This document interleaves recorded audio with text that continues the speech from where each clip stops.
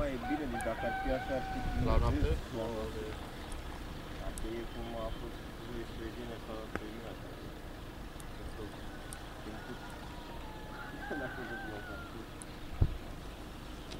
N-am fost cu ideea. Vreau să stai să rămâne. Mă aduți acasă. Nu, domnule. De ce chestia asta nu? Da, mă, ce repede vine.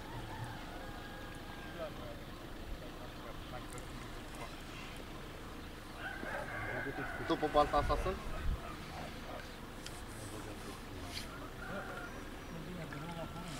La forum. Da, forumul.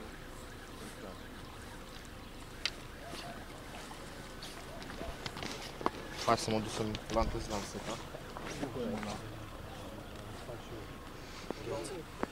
Uite, tată, că te-am filmat aici la acțiune.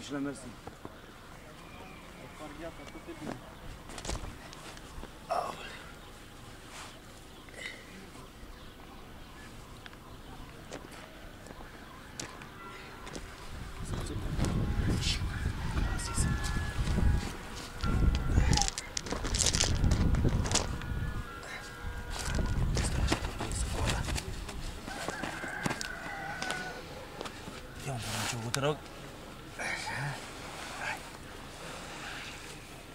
Gata, zici ceva că... Gata, Păi da. beton, a?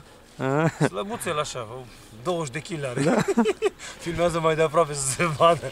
E de aproape. Uite acum cât ecranul în pui mei. Cât are, mă? 3 kg, cât dracu. Are, mă.